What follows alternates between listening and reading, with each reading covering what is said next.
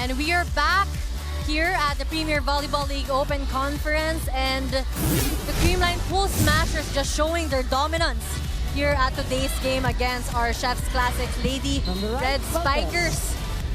Merciless, ending the second set with 20-point lead. It's 25-5, and just a great showing from our FEU standouts, sila Domingo and Gia, just making the most out of her hitters with that ball distribution, and Eliza Valdez, our phenom, being in the service area for quite some time. Let's see kung makakabawi talaga ang ating Lady Red Spikers. Well, they have to score early points dahil nababaon sila ng gusto. At yung pagkakabaon nila, hindi lang nauulit kundi tuloy-tuloy hanggang second technical timeout. Imagine, in the first set, it was 8-1, first technical timeout, 16-1, second technical timeout. And it happened again in the previous set. And these numbers are indicative on how the Gold Smashers are even more dominant. Doon sa second set na demolition job na naman muli. They lessened their errors, and that set the tone for this huge just disadvantage na hinarap ng Lady Red Spikers dahil hindi na halos nagkamali sila Eliza Valdez and the rest of the Gold Smashers. The offense continues to really be in rhythm, at pati yung kanilang net defense, sabi nga natin, they are merciless, methodical, and they want to get out of the playing court as quick as they can, perhaps in under an hour kung kinakailangan. That's why, look at that, 13 attacks compared to the 2 of the Lady Red Spikers. What a showing by our cool Smashers.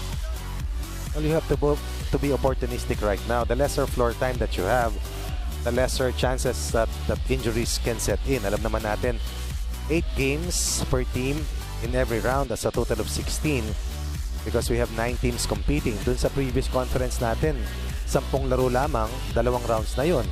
So, gusto mo, you want to make it to the postseason healthy. You want your arsenal to be complete.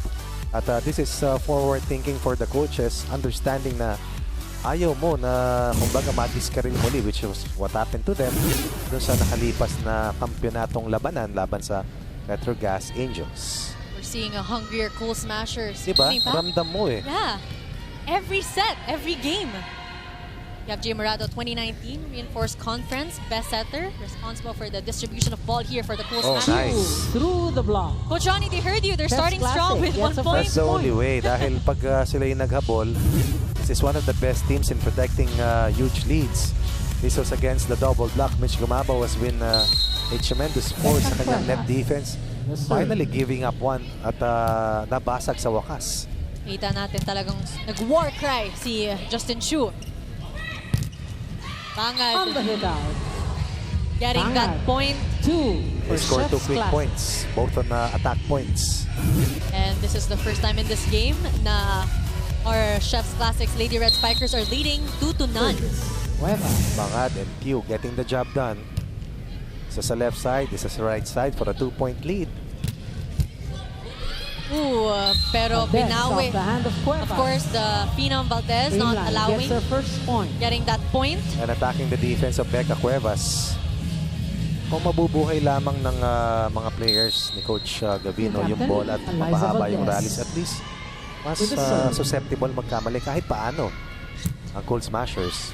Will we see a different trend here for our Chef's Classics? But an error. First ball woes continues. There's a net touch. Look at that. Leading scorers, Galanza and Valdez, both tied at 10. And Viray and Bangad with 5 and 3 respectively. Malehong overreach ang gusto ng dalawang coaches, pero ipinataw laban sa team nila Isa Viray, and that will tie the count at 2 apiece. Ano kasi nung setter, pa-over, hindi naman set over, kaya illegal attack. Si set niya po pumasok. Legal attack called against this Becca Cuevas, I believe so. Would have been an overreach on the part of Galanza, pero unang natawagan yung infraction ni Becca. Tabla tayo, 2-point run. Kinuha rin dito ng cool Smashers. Cuevas, blocked there by Domingo and Gumabaw. Hindi na naibibigay kay Bangad. Inabangan ni Valdez. Gia, quick hit to Domingo. No one was there to get. Coverage was late. Coverage was absent. And this time, smarter to the point of attack na binibigay ni Morado. para kay Celine Domingo, which scored at least 4 times in the previous set. As we also see Mel Gohing in action for the first time in this match. Serving for Chef's Classic. Sigurado kung naglaro si Mel Gohing dun sa huling panalo nila. Actually, Coach Ronnie, Mel also played dun sa second set, but after that, binalik ulit si Calatienza. Mabilis. Yes. Blocked there by Galanza. Anga denied. She continues to shine even brighter for the Cool Smashers in today's game. Combining with Celine Domingo to establish the 2-man wall. Contributing in both the offensive and defensive fronts. Pero mahalaga para sa Coach Gavino, hindi sila natambakan na maaga. True, we are tied at 3-3.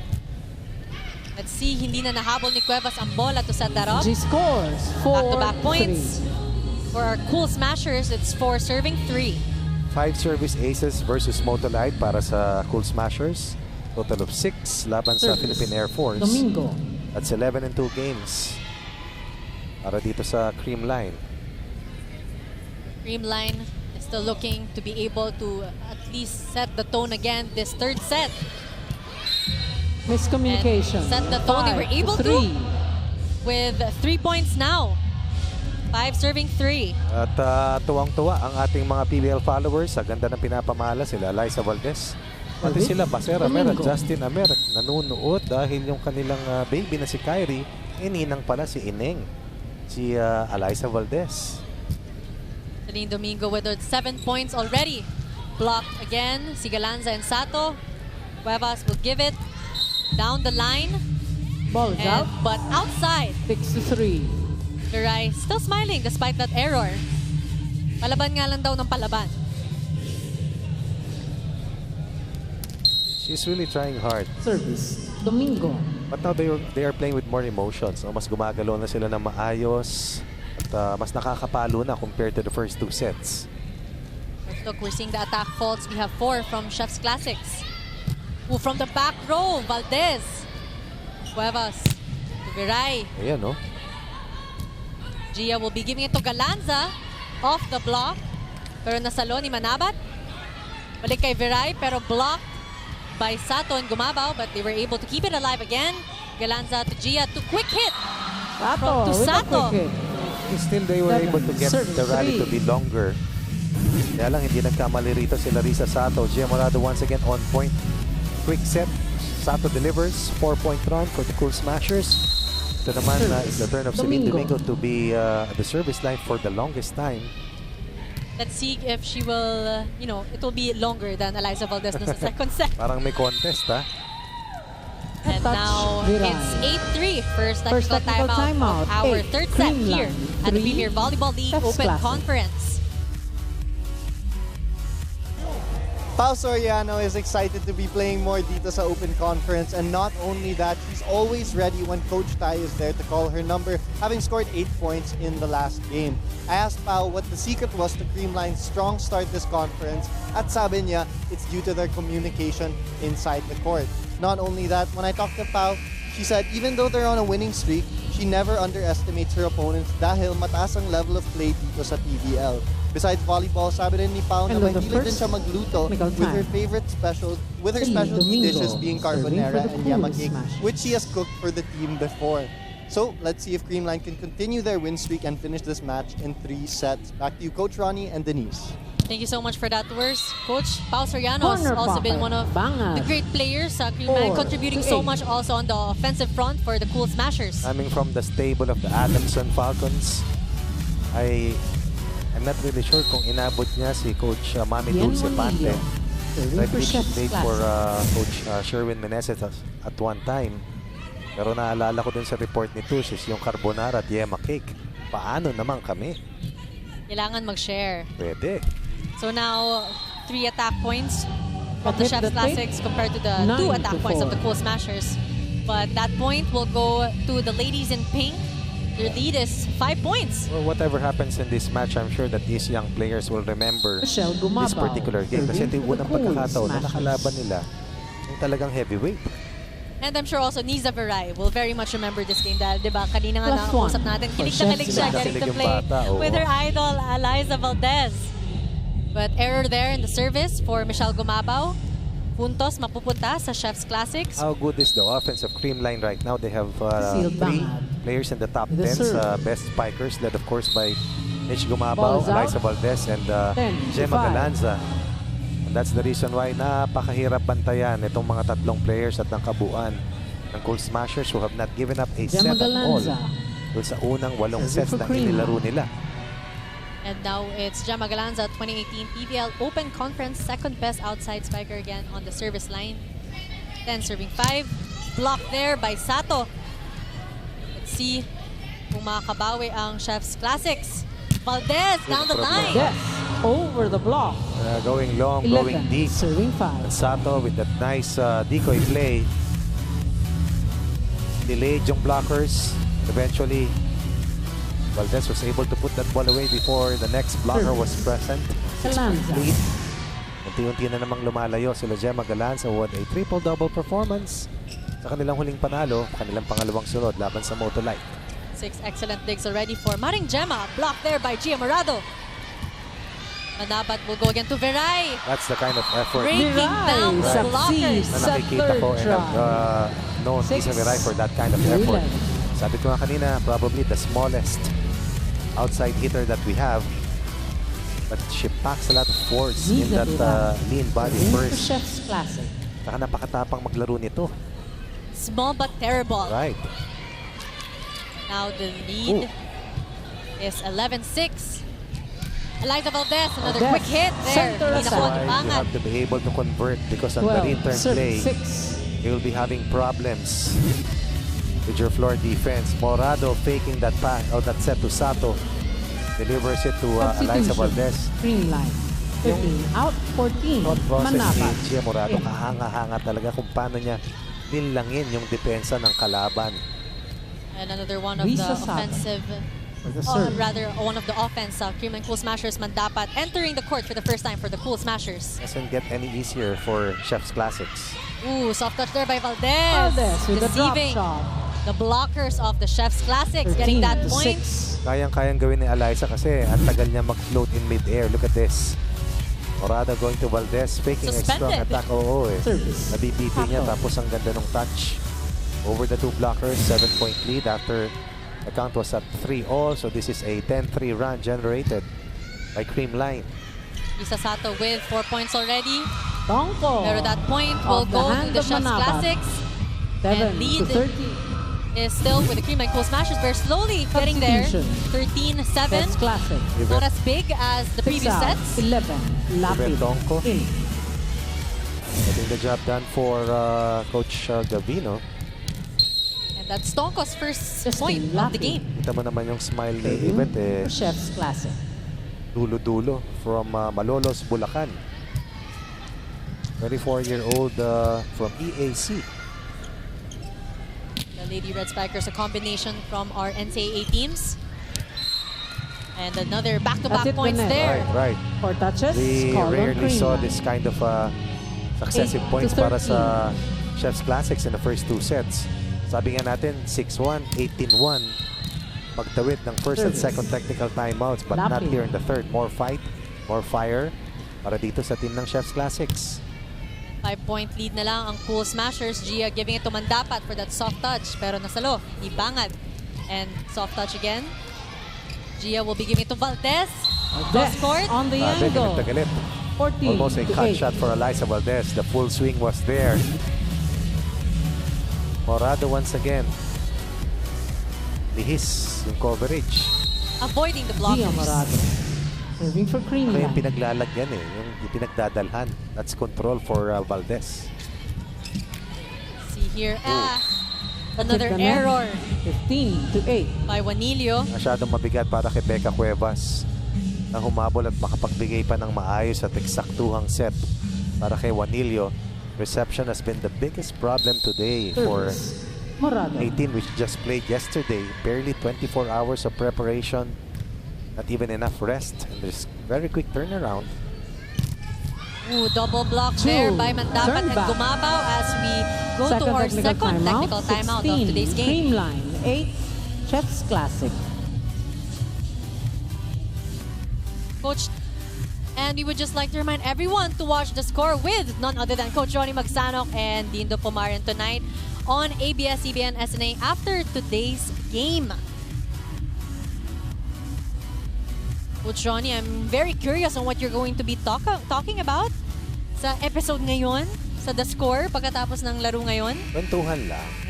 PBA Legends, I'm very much honored to be working alongside you today. End of the second. Technical Thank you, timeout. Denise. Looking forward always to sharing time with the millennials, of course. I learn a lot also from Serving for Creamline, the young setter, ones. number 12. Speaking of young Tia ones, we Morado. have Dina Wong watching the Nakaboot game pa ba si today. Dina hanggang ngayon o hindi na?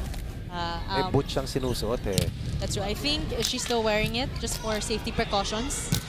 Ooh, Galanza getting that point straight after the second technical timeout. 17-8. This is the way they started, and this is the way Gemma Galanza was established as a dominant weapon early on para dito sa team ng Cool Smashers. And the lead has ballooned to 9. Substitution. Creamline. Ayaw pa lumabas si Gemma Galanza, pero Cayetano. In. sharing floor time, sharing playing time sa kanilang mga kasama, also very important to keep everybody happy. Galanza Morado. being substituted for Mamathlete, but with 11 points right now in the game. Poor misreception there by Manaban. 18-8. And another timeout will be Timeout. called by Chef's Classic. Coach Gavino. Huwag tayo huminto. Kaya naman na-recover yung bola, ba tayo huminto ng galaw? On Wednesday, we have 3 matches lined up for you. Naka-receive ng maayos, pag-sunay tayo kasi nalaki ng At 2 blocker eh. p.m., Kailangan mabilis yung atake natin. Tapos sana Pacific kailangan Down sa pwede Arm. tumaan yung bola natin. At 4 p.m., Intindihan. Kaya pag walang pasa, out of system, labas lang yung mga outside hitter. Ganun pa rin. Kung saan nyo ilalagay yung bola, stealing sa depensa ng kalaban, mahirapan sila. Kaya para hindi sila makasentro ng maayos. Hindi pa yan tapos, oh. Ha? Tara!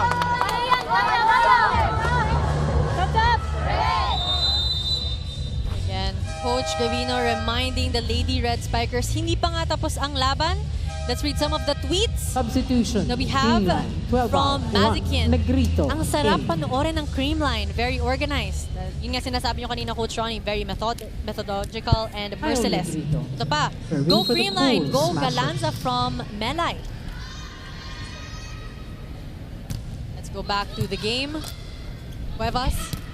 Block there. Manillo. And another Turned back point. by Gumabaw. 19 serving 8. The juggernaut continues for a team that is keeping its eye on the prize, so to speak. Alam mo, hindi lang naman itong panalo tinitignan nila eh. Kundi Negrito. looking forward, looking down the road. Galanza with a total of 11 points. Wala chances, 9 digs and 4 receptions. Jim Morado with 12 excellent sets. But Valdez with 15 points and 8 digs in a two-way Gumabaw, performance. off the block. So Off far the para sa Gold 19 Smashers. to 8. Off the block shot there by Gumabaw. Extending their lead now to 12.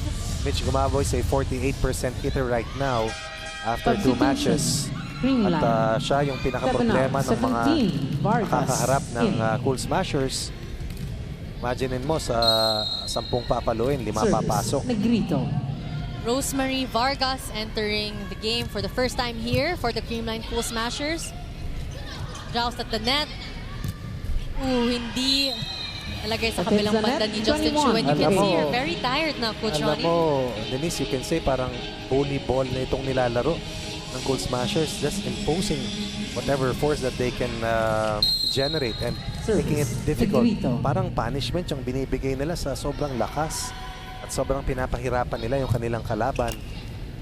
At nakikita na rin sa kanilang mukha. That's why I think Coach Gavino is reminding everyone touch. from the Lady Red Vargas. Spikers to keep smiling. May anguish na eh, no? Yeah, to keep fighting pa rin. Hindi pa rin tapos ang laban kahit 29-9 na.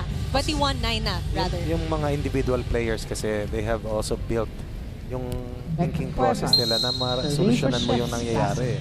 But sometimes if you cannot find the answers, makikita mo sa mukha eh, di ba? Especially when you're tired. You're tired of being scored on. Si Chu there, pero blocked Chu, by well read. Valdez. By Valdez. 22-9 now ang 22 talaan 9. dito. Sa PBL Open Conference 2019. And we're seeing here on our Substitution. screens the sister of Pao S-Class. Soriano. 14 You can see out. Pao just waving 4. at her sister. Pelago. The best attacking team, talking about the Cool Smashers. Creamline, 2 out, 4. And they are the best team on terms of digs. #1 team pagdating sa reception. And they also have the best player in their roster na si best playmaker rather in their roster na si Gia Morado. Eliza Valdez now in the sidelines Cayetano, as designated Heather game captain, Quinoo Creamline. serves for the Creamline Heather Cool Quinoo, Smashers. Serving. 22 serving 9. Ooh, service ace She from scored. Quinoo and rejoicing on the side 23 of our to Cool 8. Smashers. Let's look at that. Nakakatuwang makita yung mga dati magkakalaban ngayon. Ginoo. Magkakasangganan. Kaya nga mas masaya sila ngayon. Oo, totoo yun. Kakaiba na rin pag ang lakas ng mga kasama mo talaga eh. At ang lakas ng team nyo. Vargas, pero block there by Left touch, Bangad. And that Vargas. point finally 10 will be given to 23. the Chef's Classics, stopping the bleeding. It's now 10 serving 23.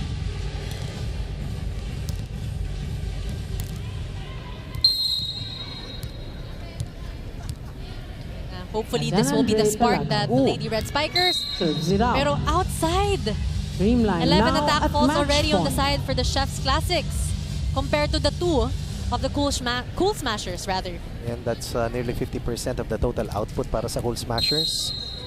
Talked Serving about for the the attack match, faults. Riza Mandapan. Kaya ngayon, nasa match point na tayo ng ating third set.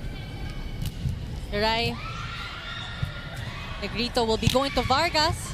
Nandun si Manabat. Cuevas. Yan, pero blocked by Mamathlete and Satov. It will be gone back to Vargas. Blocked again.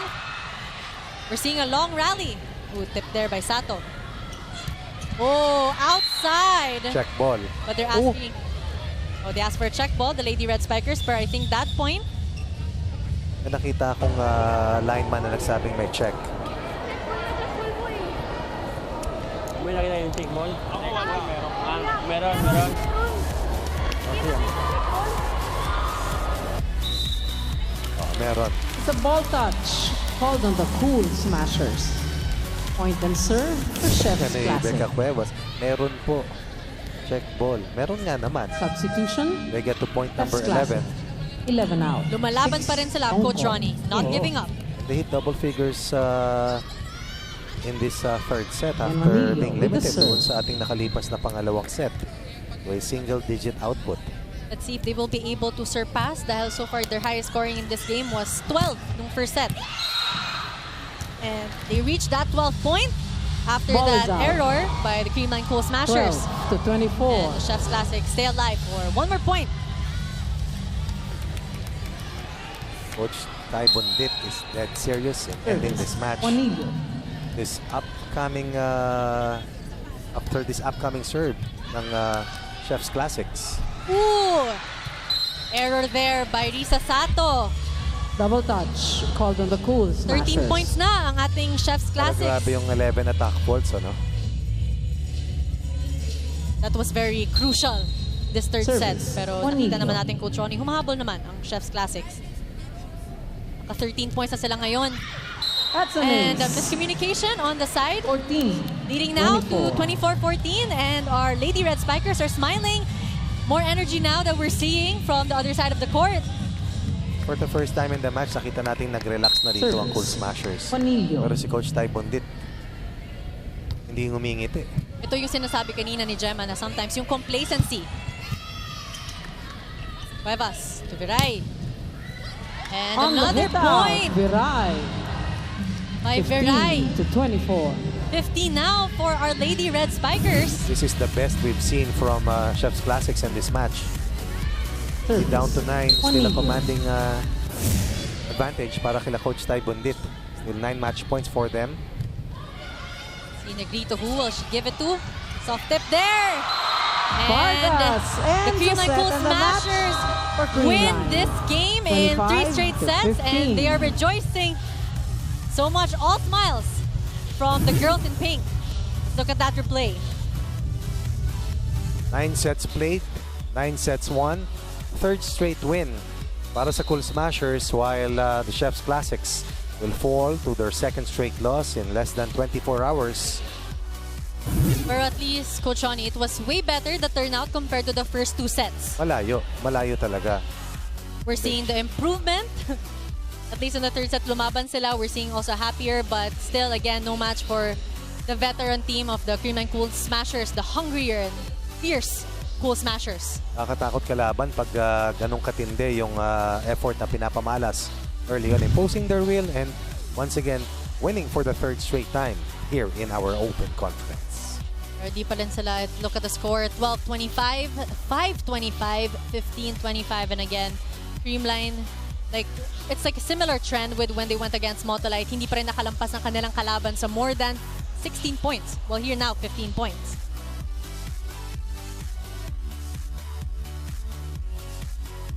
And now, we'll be back after the break. This is the PVL Conference, Open Conference 2019. Nagbabalik po tayo dito sa PVL Open Conference and we have the Creamline Cool Smashers winning against the Chef's Classics Lady Red Spikers in 3 straight sets. And of course now, let's see, Tours Daza is with our player of the game. Tours, take it away. That's right, guys. I'm with team captain of the Creamline Cool Smashers, Eliza Valdez. Eliza, congratulations on the win. 16 total points, 8 attacks. Ano masasabi mo ang sikreto ng Creamline to get 3 straight wins, lahat in 3 straight sets? Well, very evident in today's game na lahat talaga naglaro ng maganda. And I think, lagi namin sinasabi, if it's total team effort, mas mabilis namin makukuha yung win. So yun lang yung ginawa namin as a team. And second question naman, dito sa Open Conference, you're getting more of a contribution from your players like Michelle Gumabaw, Gemma Golanza, and others. Ano masasabi mo na iba yung team chemistry dito sa Open Conference kesa sa last? We're just really happy na nagkakaroon kami ng connection and chemistry inside the court compared to the last conference reinforced. But I think it's more of also the trainings we had with Coach Tai, kaya maganda din yung ginagalaw namin. So we're just really thankful and grateful na lahat ng tinitraining namin lumalabas. And Eliza, lastly, is there anyone you'd like to greet? Hello sa family ko sa Batangas. I really miss you. Hello! Sa tatay ko, sa nanay ko, Lola, and Lolo ko, and sa mga kapatid ko. And yan, panoodin po natin si Kiefer. Malapit na siya maglaro. So, thank you. All right, once again, your player of the game, Eliza Valdez. Alifinity! Sa lahat ng chapters, hello po. Hello. All right, back to you, Coach Ronnie and Denise. Sir Jonathan, hello Thank pala, you Sir so Jonathan. much. Sir Jonathan. Thank you so much for that, Tours. Now, Coach Ronnie, what we saw was a great showing from the Creamline Cool Smashers. As you mentioned a while ago, merciless, methodical chemistry and connection. But, we'll be seeing each other again for our Wednesday games. We'll be having the Choco Mucho Flying Titans versus the Pacific Army Lady Troopers. There will be separation in this match as these two teams are 2 of 3 teams unbeaten so far. Of course, yung isa yung team ng Cool Smashers. Samantalang unang panalo naman ang hahanapin ng Bali Pure at ng Philippine Air Force. And for our third game, again, it will be the Bangko Perla Spikers versus the Creamline Cool Smashers. Ganda niyan. And again, we'll like to remind everyone to watch the episode of The Score with Coach Ronnie Magsano after today's game here with Dindo Pumaren. So that's again on ABS-CBN SNA. Thank you so much, everyone, for watching today's game. In behalf of our director, Al Nelly, my partner for today, Coach Ronnie Magsanok, and our panel at large, Tours Daza, in behalf of everyone at ABS-CBN Sports in Action, this is the Premier Volleyball League Open Conference 2019.